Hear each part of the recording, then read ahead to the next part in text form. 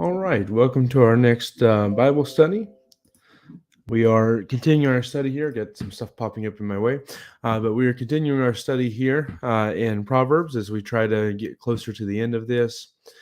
Trying to start understand a little bit more what the Bible says about riches. As last week we talked about having the right riches. Before that, we talked about having a home that God can bless and having a blessed home.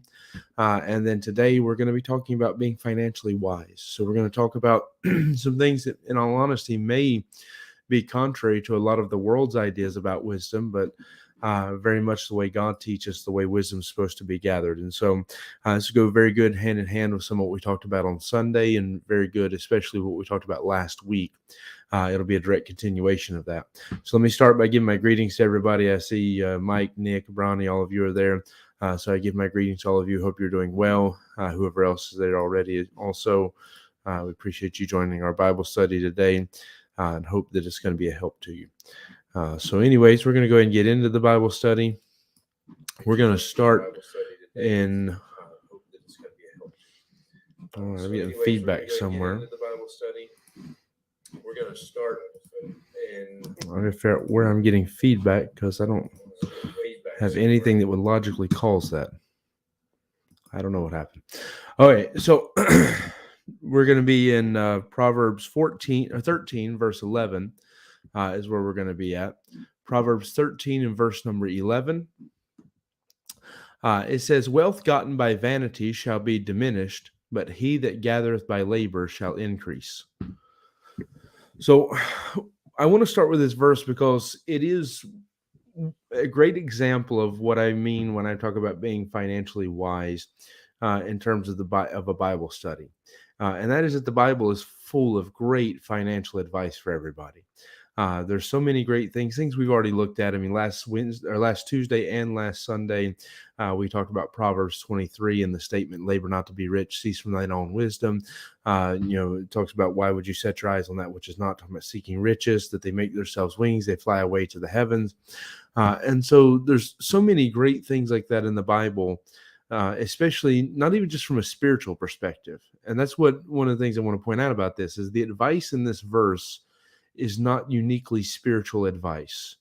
It's wise advice. And that's something, the reason I say that is because if you were coming into this message and you were not a Christian, what's being said in this verse is something that's relevant no matter what. Now, the truth is all of it's relevant to you. But I mean, even if you didn't accept the spiritual side of all of this, the advice in that verse and so much of the financial advice in the Bible should still be listened to, whether you believe the spiritual things that are there or not. Because the Bible gives the best financial advice anywhere you'll find in the world. The problem for many is when you get into the places wherein God expects you to trust Him and not money. And while that's good advice, it's great advice, it's obviously the truth. And the fact is, so much of that is necessary advice for you emotionally to keep you from getting to the point where money becomes a burden to you, where it consumes you. So even then, I would encourage someone who comes into this that doesn't fully appreciate the spiritual side of things to at least hear out what the Bible is saying. Because even if you don't want to see it from the perspective of someone who believes in God, you still have to appreciate what's being given here. Now, obviously, I'm never going to say to separate the reading of the Bible from the fact that there is a God. Obviously, we're to read it in the light of the fact that there is a God. It begins within the beginning God.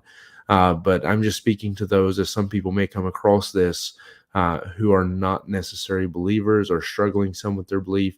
And I want to show you that the wisdom that the Bible contains is so relevant and so important in your life that even if you haven't come to trust God yet, there's still some stuff in there that might draw you in and help you to see that what God is telling you is what's right for your life.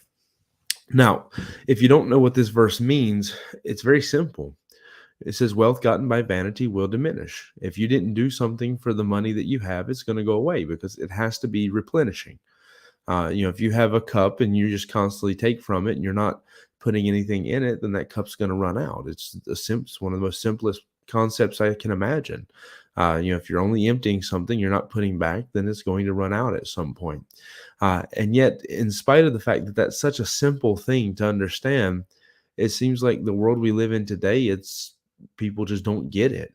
We take and take and take and don't understand why you can't just provide more. Why can't you just go print more money? But I don't want to get too much into that side of things. But if you don't understand why they can't just print more money, it's because money, it takes its value based off of what the gold supply that you have or whatever you're using to give it value.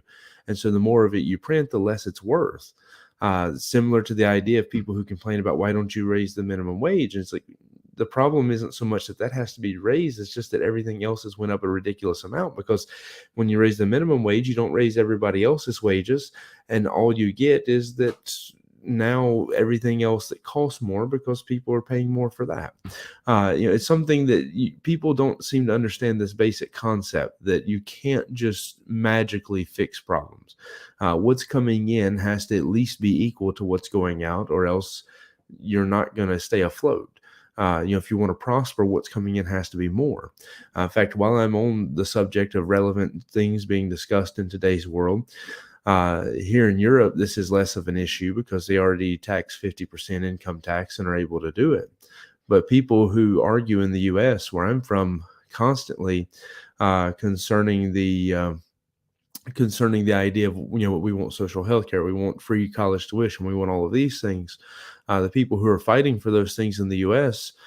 are fighting for it, not realizing that they live in a country that cannot afford a 50% income tax. You first have to raise the wages of everybody in the entire country enough to cover that. Right now, most people in the U.S. pay a 10 to 15% income tax, and the government doesn't have enough coming in to give away everything people want the government to give away to them for free. Here, the reason why you can have a vacation that's guaranteed by the government, not by your employer, is because you paid it in your taxes. The reason why you have, affordable health care is because you paid in a considerable amount in your taxes. The reason why you tend to have better roads many times, in spite of the fact that you don't feel that way, is because you paid it in your taxes. There's so much stuff that you get taxed for that there ought to be something to show for it. But the point is, the reason why the government in Belgium just keeps getting richer and richer is because what's coming in is greater than what's going out. And the reason why they can afford to give away so much is because what's coming in is so high. Because the economy is good, there's a lot of jobs, and there's a lot of people putting into the pot. And while there's a tremendous amount taking out, it's not more. It's not enough to offset it in the way that it is with the U.S. And I don't know as far as like what the actual debt of the Belgian government and so forth is. Maybe it is more, but it's not. It's not comparable to the United States, wherein you would take forever to pay off the debt that they've accumulated because they constantly spend, but they don't have anything coming in. And that begins us on a path of understanding one of the first most important things that the Bible teaches about money beyond what we've already discussed, which is realizing that it's not as valuable as you think it is, that there's things in this life that are worth far more, like peace, a good name, a good home, a good heart. Those things are worth far more than money is. And that was last week's lesson. So if you missed it, I encourage you to go back and get it. Once we get to the point where we're just talking about money now, we're not talking about the other things. One of the most important pieces of advice that you'll get from the Bible is simply the idea of living within your means. That if you want to maintain money, you have to have a way to do that. And this verse really contains a lot of that. The simple part of this verse is saying to you that if you've gotten your money, but you didn't do anything for it, then it's going to go away. So, money that was inherited, money that you won somehow, whatever, that kind of money that you didn't do anything for this, you just got it. It was a gift. He says that kind of money is just going to go away, but it's not going to stick around. You have to have a way to replenish the supply. So while, you may get a nice inheritance, somebody may help you out. You're not going to continue to have money unless you find a way to continue filling the pot. And so there's where we start off with tonight. Is this just what I consider to be a pretty basic understanding to try to realize that if we want to, let's say, succeed financially, to be wise financially, we have to make sure that we're doing our part to steady the flow, to keep something coming in. Now, here in the same chapter, in verse 7 and verse 8, it says, there is that maketh himself rich, yet hath nothing. There is that maketh himself poor, yet hath great riches. The ransom of a man's life are his riches, but the poor heareth not rebuke. So we talked about that last week, that the ransom of a man's life are his riches. And that's the idea that what you've traded your life for, you've given your life in exchange for this, your time, your talents, your abilities, all that kind of stuff. What you've given all that for is your money. That's why you go to work. That's why they pay you a salary, is because you are trading your time in exchange for their money. They have money, you have time. They want your abilities that you have to offer, and so they trade you for it. It's really that simple. It's an exchange. And so we really went in on that Sunday as we talked about the exchange rate of your life. What are you trading your life for? Uh, but that's what he's saying here when he says that the ransom of a man's life is his riches. The thing that you have traded your life for in exchange is your money. It's what you have built up, what you've laid up. And of course, we closed on the idea it's not always money. It can be other stuff too. There's other things far more valuable than money you could have traded your life for. So don't get me wrong, because today I'm focusing more on the actual financial side of stuff. Uh, but the thing I want to hone in more today is that there is that maketh himself rich, yet hath nothing. There is that maketh himself poor, yet hath great riches.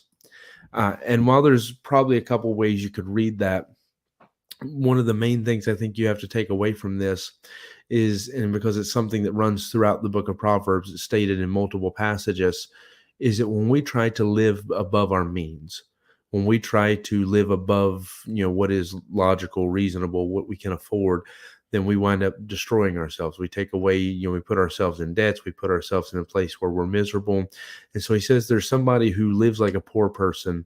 They eat just simple meals. They don't go out and enjoy. They don't spend all their money all the time.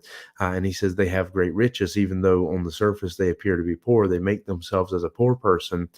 And then there's the one who throws their money around everywhere and makes themselves as if they're rich, and yet if you actually look, they're in debt. They're poor. And so he's wanting you to consider this before he points out that the ransom of your life is, your riches, whatever you've laid up, whatever kind of treasure that may be.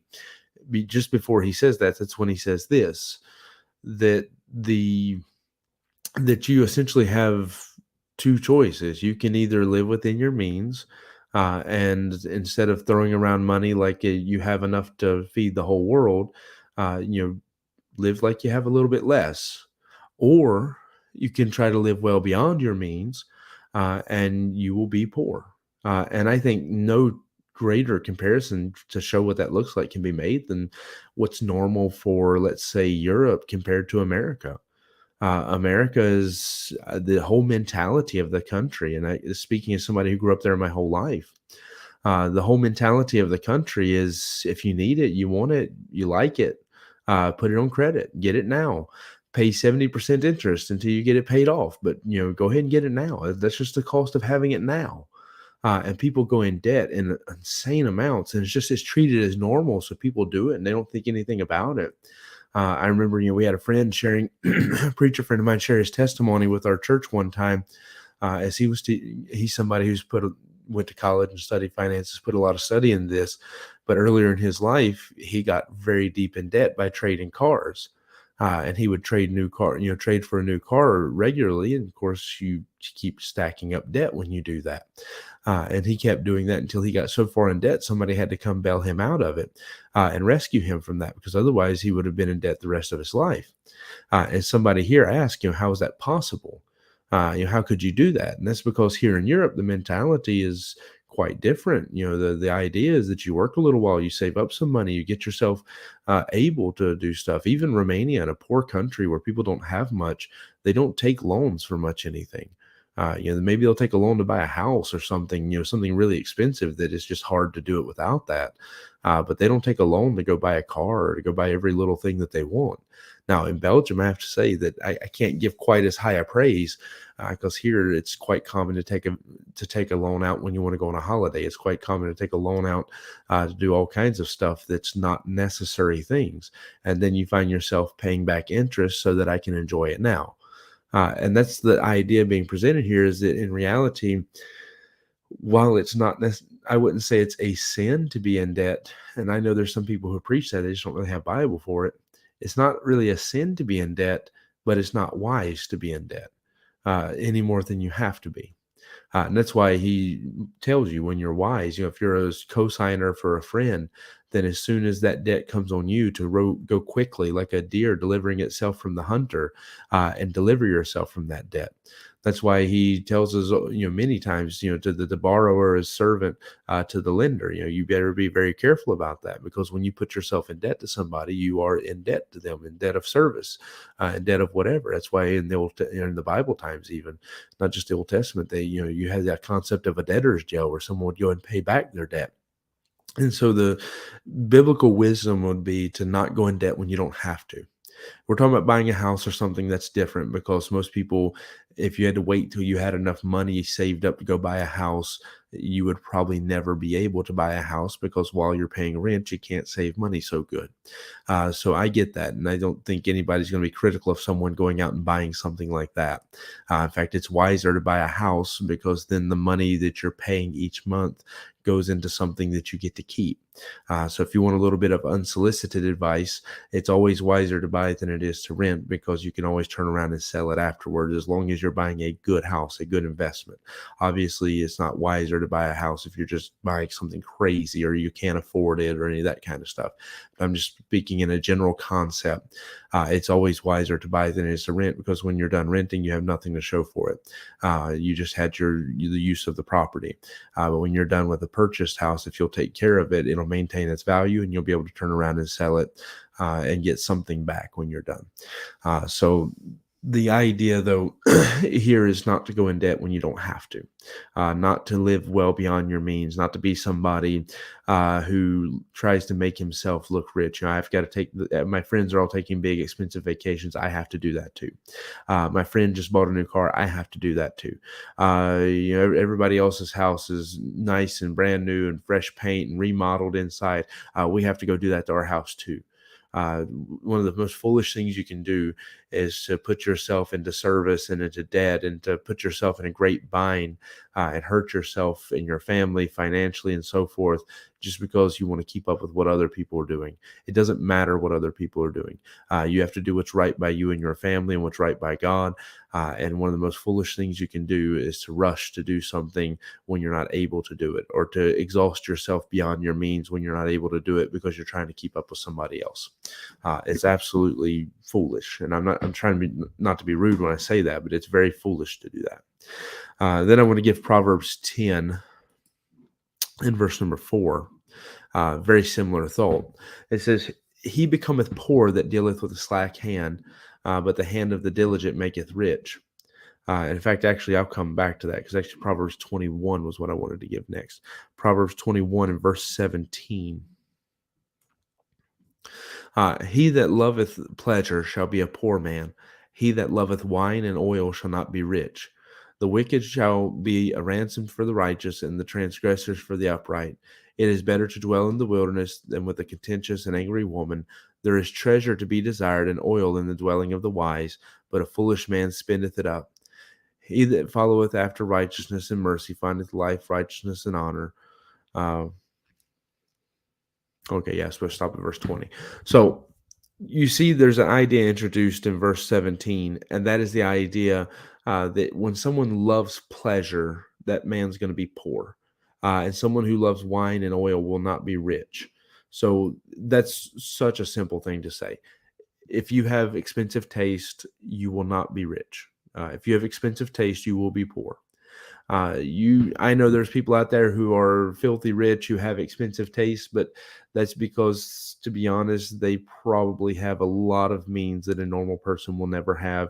Friends and family who are rich, who help them to get there. Even the ones who say they got there on their own, if you look, you find out it's usually very rarely ever true.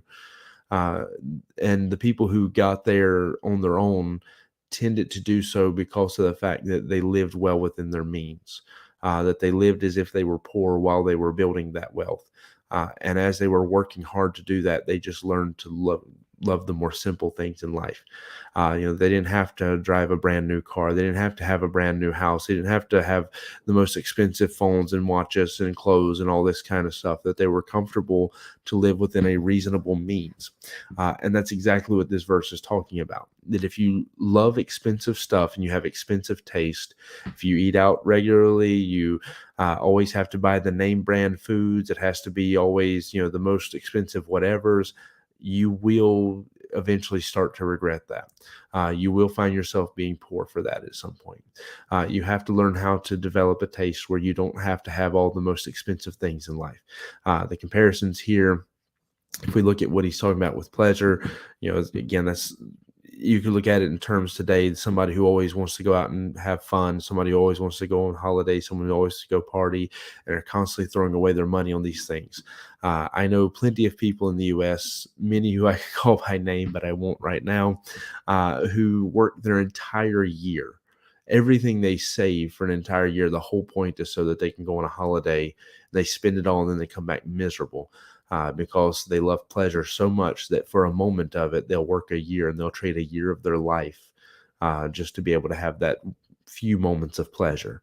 And you see that, I mean, if you think about that in a different term, you see that with people who struggle with alcohol, drugs, or any of these kind of things. Even, I don't know what the cost of cigarettes are here, but it's something that gives you no actual benefit in your life. It's not healthy for you. It's destructive. And if it's like the US, it costs you an arm and a leg for it. And there's no benefit to it. It's something that you love, but it's crippling you financially and hurting you. And so he says, when you love pleasure like that, when you have these things that are luxuries or enjoyments or things of that nature that are not helping you, but you're investing your money into it, and you're pouring yourself into them, then he says you're going to be poor. It's just what's going to happen. There's no way around that.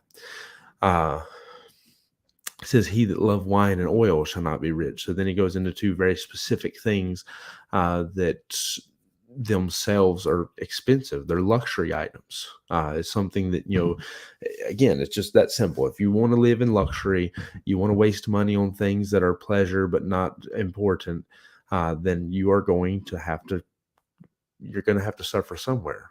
And so either you can suffer by having these things, but always being behind, always being in debt, always struggling financially, never being able to get ahead. And I understand that I've just preached. So you can't say I'm preaching that, I'm putting importance on money, because I've just preached 3 messages in a row, 4 if you count the one on Jacob cheating to get ahead. I've preached 4 messages in less than a week, or just over a week, about the fact that we can't put the emphasis on money. We have to put our focus on God and the things of God. But also, you don't need to be homeless. You don't need to be suffering, not knowing how you're going to pay for your meal from day to day. God doesn't want any of that either. God expects that you be able to put a roof over your head and take care of yourself and those kind of things. So there has to be a balance in here somewhere. And the balance is to not let wealth have you, but also not to trade your life away getting money to go buy pleasures and things like that, because that's also not what God intends for your life. Your life's not supposed to be drunk away, smoked away, done drugs away. However, it's not supposed to be what your life was traded in exchange for. There's supposed to be much greater, more valuable, and important things that you were doing with your life. So then, as we continue those thoughts, let's go back to Proverbs 10 at verse number 4. Proverbs 10 and verse number 4 says, he becometh poor that dealeth with a slack hand, but the hand of the diligent maketh rich. Now, we've talked about this verse when we talked about being diligent before, but I just want to bring it back again to show it one more time, that if we are lazy about the way we deal with stuff, if our hand is slack, meaning we don't put a lot of care, or we're not careful about it, we're not making sure that we're doing our job, then he says you're going to become poor. But if you're someone who's diligent, someone who's faithful to keep up with stuff and, do your work, keep up with your debts and so forth, then that helps to make someone rich. And that's not just a financial principle, that's a life principle. You understand that when we talk about a life principle, what I mean by that is like your relationships. If you don't invest in them, you don't give your time and care to people, then those relationships will fall apart. When you care about the other people and you invest your time and stuff into them, it's not going to fall apart. It's really such a simple thing. The more care you put into something, the better you're going to typically produce from that thing. So God says, if you're diligent, you'll have something to show for it. If you're slack in your hands, you won't. Uh, then Proverbs 24 and verse 27. Uh, Proverbs 24 and verse 27 says, prepare thy work without, and make it fit for thyself in the field, and afterwards build thine house. And this goes back to what I was saying, that this is something that's a lot more commonly practiced here than it would be in the U.S. And that's the teaching, the understanding that you should, get a job, get yourself on your feet a little bit, get established a little bit, then go buy a house, then get your family started and things. This verse is speaking more to that idea. The idea that someone who wants to get their life started should get themselves settled first, because he's saying, to go plant your fields, go get everything ready outside first. Make sure you have a way to provide for yourself and take care of yourself, and then build the house. Get the ground ready. Do the work and prepare before you actually just jump right in and put yourself in the debt of it. So it's prepare thy work without, make it fit for thyself in the field, and afterwards build thine house. So you're saying, he's talking about getting your field ready. So that should speak more to the idea of making sure you have food and stuff coming in. And then preparing your work without, it would seem to be, getting the foundations and stuff ready, getting things in a situation where you're able to start this project. It goes kind of along with the ideas where God talks about many times that somebody who's going to do something should always count the cost before they do it. Now, he's mostly talking about serving God at that point, that you should consider it's going to cost something if you want to serve God. But it's also, speaking from a logical standpoint, his illustration is that if your man's going to go to war, he should count the cost and make sure he can afford this war. If a man's going to build a house, he should count the cost and make sure he can afford to build this house. And so it's really just kind of straightforward with that idea. Like what we see here is taught a lot and was taught in the U.S. until we got to be where we thought everything should be bought in debt. Is that you should get prepared, go work for a few years, build a job, build a life, get some things ready, and then go get a house, then start bringing in more responsibilities and stuff once you're a little more established and able to maintain those responsibilities. And then Proverbs 28 and verse number 22. He that hasteth to be rich hath an evil eye, and considereth not that poverty shall come upon him. And that's where we flip to the other side of this. And that's the idea that if someone wants, this is the idea of making sure riches don't get a hold of you. So while I'm giving you advice that will help you financially, which is mostly live within your means, don't take on responsibilities that you're not ready for yet. Don't run into debt. Learn to live off of more simple things, not off of pleasure and all these kind of stuff. It's really a simple matter that you also still have to make sure that you take care of the other side of things, and that's that you don't let the riches get a hold of you. That you don't let the riches become so consuming to you that becomes your focus, because you need a house, you need things, you need to you need to have clothes to wear, you need stuff, but they don't need to be the focus and the priority of your life. And so that's why we find here we're going to look at the other side of this about being careful about how you build your wealth, how you go forward. And so Proverbs 28:22 says, he that hasteth to be rich hath an evil eye, and considereth not that poverty shall come upon him. So you understand that what he's saying here is, if you're going to rush and try to get rich quickly, then you have an evil eye.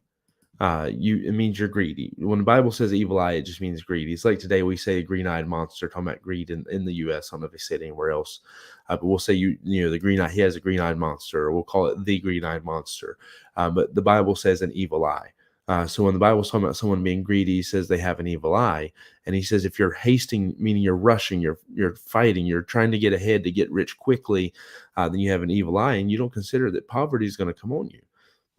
that when you start trying to fight and push and always having these schemes and stuff you're trying to do to get rich quick, instead of just putting your nose to the plow and getting to work and doing it the way you're supposed to, then poverty is going to come on you.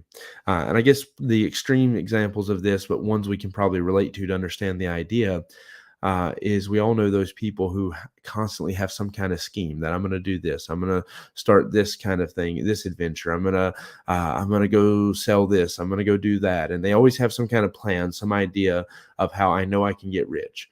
Right now, most of those people are involved in Bitcoin, or they're just involved in the NFTs and all that kind of stuff.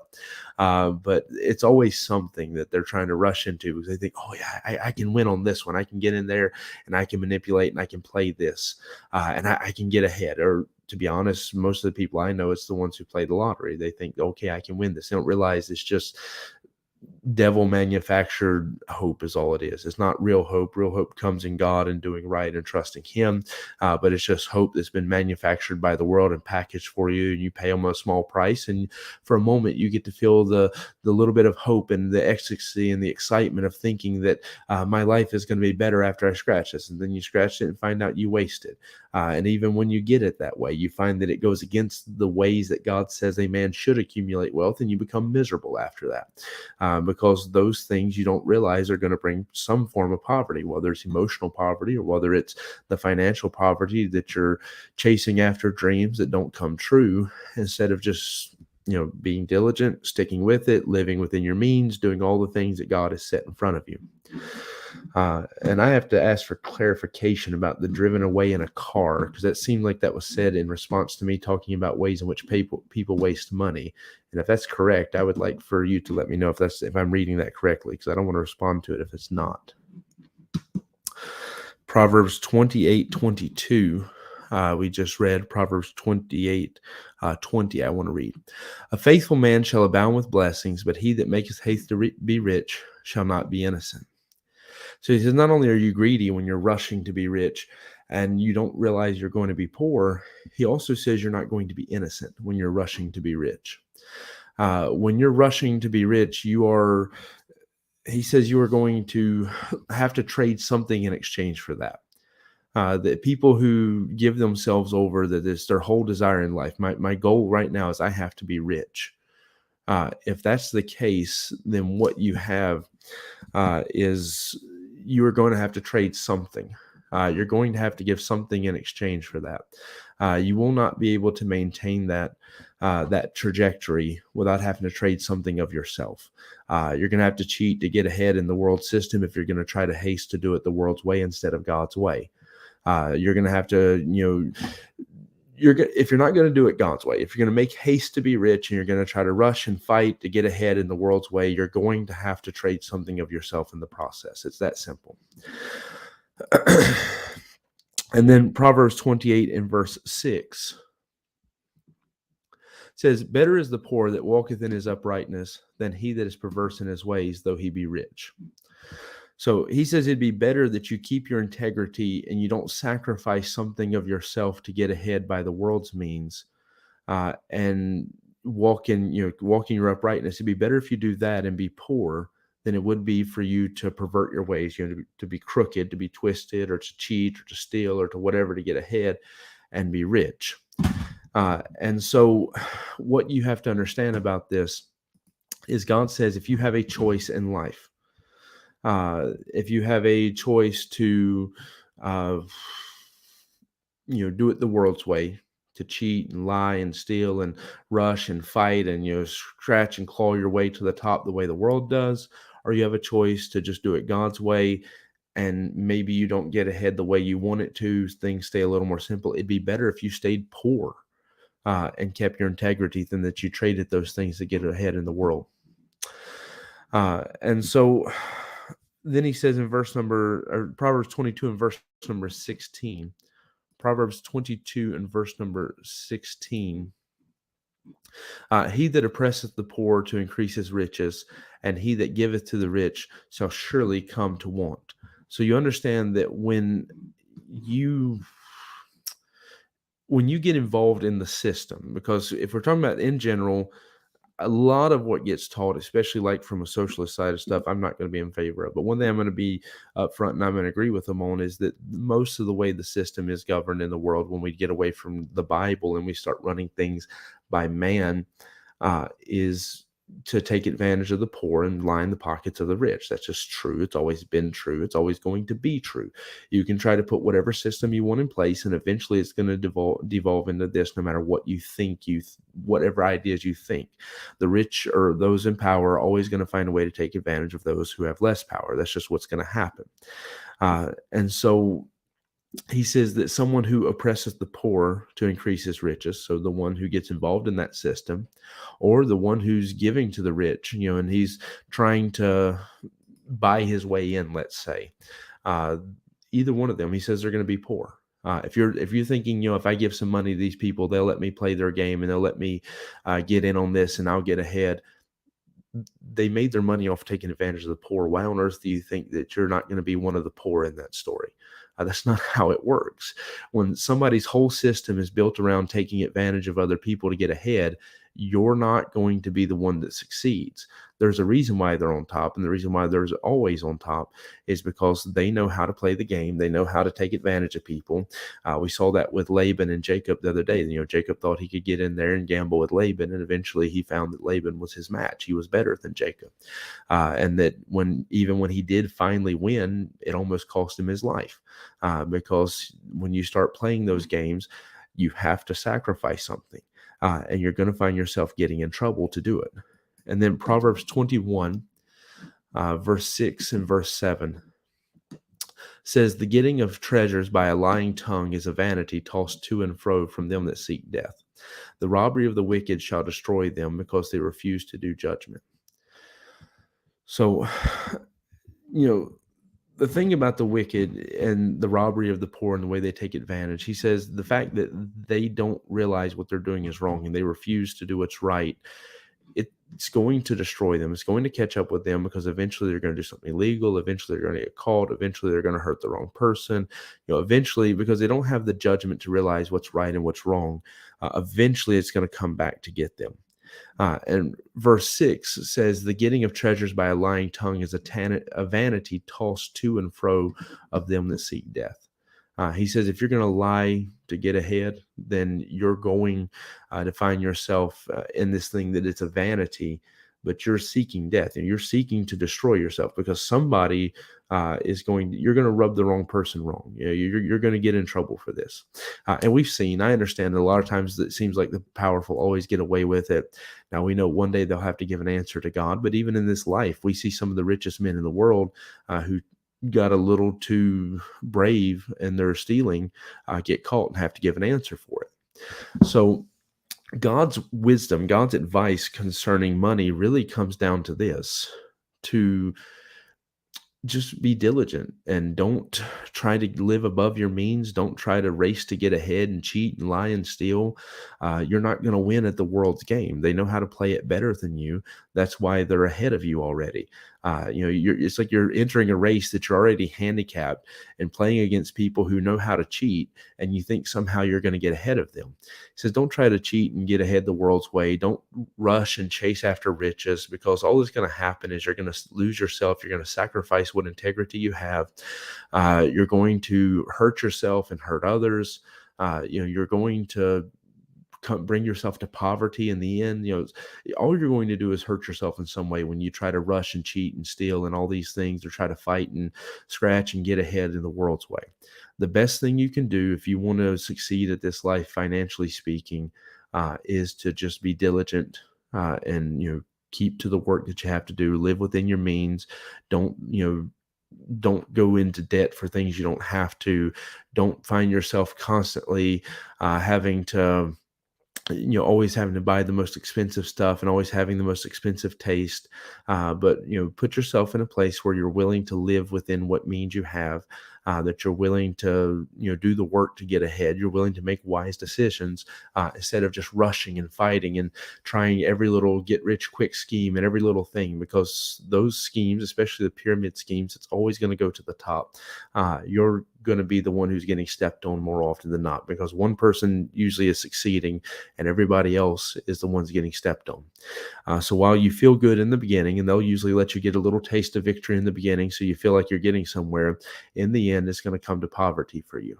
And so God's advice is that just do right. Don't try to get wealth through cheating, through some other means. Just work, pay your bills, take care of your family, live within your means, be diligent, and little by little set some money aside here and there, save up some stuff, get to where you can buy nicer stuff for yourself. And over time, you'll be able to enjoy your life more. It really comes down to what used to be common sense in the world, but only we see more and more as it abandoned, as people live in societies like where I'm from, where going in debt is what's encouraged. Now, I'm going to encourage, if anybody wants to ask questions, you can go ahead and be typing questions. I'm going to try to read some of these comments that come in real quick.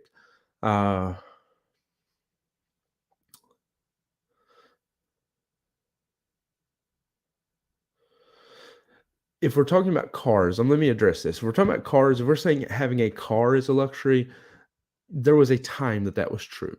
Having a car nowadays, for the most part, is a necessity depending on what you do.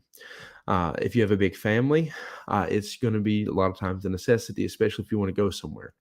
And if you want to do certain things. For example, I live outside of the city of Ghent. I have a family I have a family with 4 children now.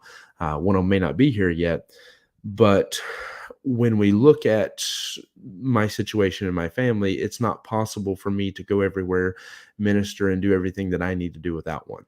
Now, since that was said, it feels more like in response to my comments on cigarettes being a waste of money. One, attacking what somebody else spends money on doesn't change that what you spend money on is bad or not. So that's not the proper or correct way to respond to that. So if that was what that was about, then I'm going to address that straightforward, because I get tired of people acting that way. When somebody shows something is bad, you have to accept it without trying to lash out and attack in the other direction. Now, in terms of cars, if we want to say people are unhealthy, sure, people are unhealthy. People always have had problems with being unhealthy for different reasons, whether it was because they didn't have health care, because of these kind of things. But comparing something that is a tool that you use for transportation to something that you pump into your body just to poison it are not comparable. So that's not what needs to be discussed here. If we're going to discuss just whether cars are a luxury or not, cars in general can be a luxury, but they don't have to be. In fact, most people I know who ride electric bicycles paid as much for their electric bicycle as most people pay for cars. I know plenty of people that paid 3, 5, 6,000 euros for an electric bicycle, and for my first car I had here in Belgium, I paid very little. And so, yeah, I'm not going to have that argument with you, Nick. If you can't be respectful to the Bible study, that's fine. But I'm not going to have the argument over silly stuff, because that's not what we're discussing here. If you get poked, then you can take it, or you can walk away from it. That's fine. But what I was talking about was something that has nothing to do with that. So, but if we're talking about cars as a luxury item, then what it comes down to is, my car was not a luxury item when you needed somebody to move your furniture and haul off your trash and stuff like that. My car was a necessity. Cars have their place in the world, but people who always have to drive the most expensive car, somebody who has to drive a 50,000, 60,000, 100,000 euro car, yeah, that's a luxury, and that's an incredible waste of money. But when you're talking about a car that's 5, 10, 15,000 euros, versus the fact that I can save a lot of time in my ability to get places and do stuff, that's one thing. But when you're talking about somebody who their car is their status symbol and it is their luxury item, that's a whole nother issue. And so I agree, like that's why I included cars. People who buy the nicest, newest, fanciest car are just wasting money and putting themselves in debts. But someone who's driving a car within reason, that's not what I'm talking about tonight, because for many, that's their tool, especially like people in the US. Those people, yeah, you can't get to work with a bicycle in the US. Most people live by car 20, 30, 40 an hour. They live far away from their work. So car is not something I'm going to count as a luxury item, that you have a car.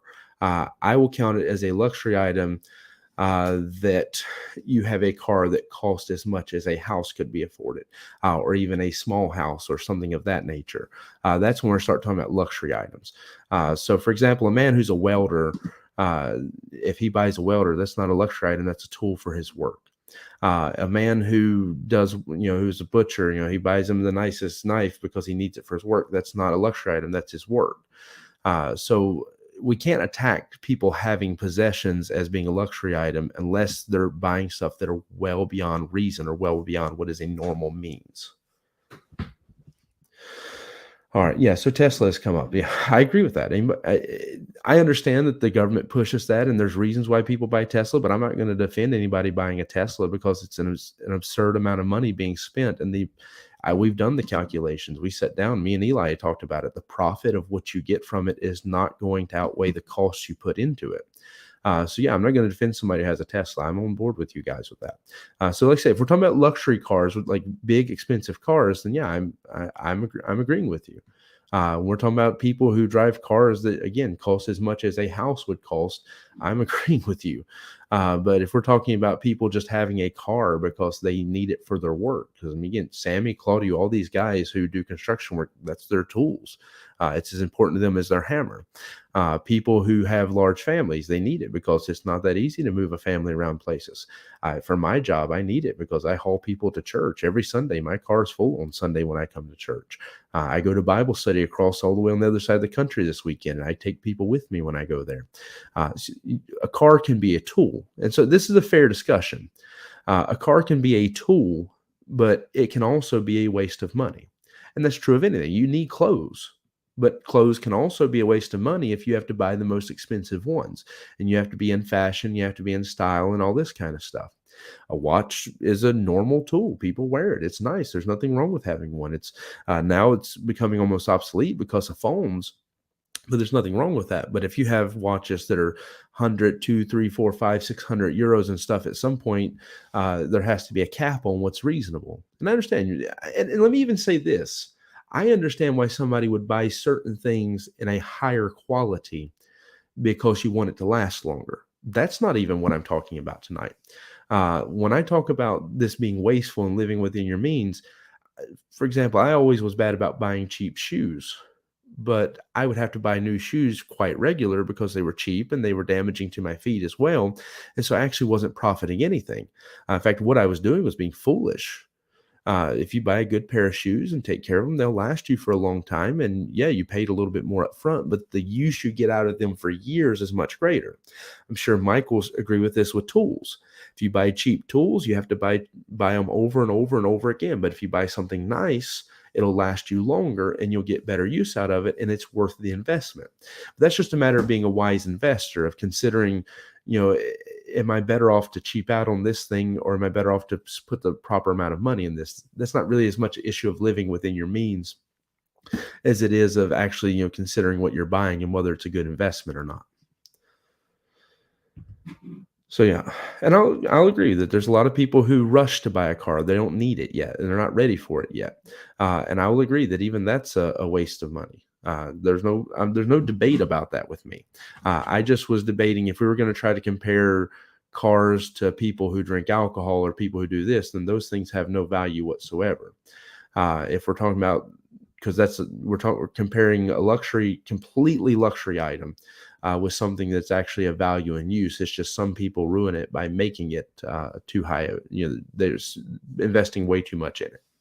If that's the discussion, that's one thing. If the other one's the discussion, that's a whole nother thing. So that's what I was attacking up front, is if we're going to try to compare a car to all this other stuff, then there's no comparison to be made between the two. It's like criticizing a carpenter because he bought a hammer because he told his friend that they shouldn't, buy beer or something. You can't compare those two things. All right. So I don't see questions. We're just mostly discussing the car situation. But I think we're okay. I think we're all on the same page now. I just wanted to make sure that we're all on the same page about that. But it looks like we're good to go. And so I appreciate you all being a part of the discussion. I appreciate that we were able to have a civil discussion in the comments. Apologize for anyone who's not reading the comments on YouTube that you don't know what we're talking about. But that's again why I do this study, so I have the ability to answer some of those comments. But I do appreciate you being a part of this with us. And again, if something, let me say this as a separate note, not as an attack to anybody, but if when the Bible confronts you with something, it's convicting. And this is why I took a moment to step on that. It wasn't necessarily a directly focused at one person. It's more of an issue I have in general. And I trust that you'll give me the benefit of knowing that it's not about this Bible study that I say. It's about the fact that I've been fighting with a few people about this for a while now, none of which are present. So it's not anybody in this who's in this Bible study tonight, but I've been fighting with a few people for a while now that when the Bible convicts you, the right way to respond is to take it and consider, okay, am I wrong about this? Than it is to say, well, this one does that or that one does that. So the reason I wanted to point that out and say that had less to do with what was said tonight and more to do with things that I have to deal with in other times and other places as a pastor. So I hope everybody understands that wasn't meant to be as personal a jab as it probably come out as when I said that earlier. It's more to do with the fact that in general, as a pastor, one of my biggest struggles is when you tell somebody somewhere they're wrong, their first reaction is to try to tell you somewhere somebody else is wrong instead of receiving the rebuke. And that hinders us from growing. It stops us from growing as Christians. It stops us from being wise. So when I said that earlier, that's why I brought that up. I just want to clarify that as we get ready to close out, though, because I want to emphasize that for people in general, not like I say, separate it completely from the discussion we had tonight and take that as just a general statement that when something from the Bible is rebuking or chastising or any of that kind of stuff, convicting in any way, don't get mad at the messenger. Don't try to look at what other people are doing, but look at yourself and ask, is it really something that I should be taking to heart? It's something that I should consider about my life. Because otherwise we hinder and limit our ability to grow as Christians and to let the Bible help us. Okay, so I appreciate everyone being here. Hope to see you at church tomorrow. Hope you all have a good evening, and thank you for being part of the study. We'll go ahead and close out now.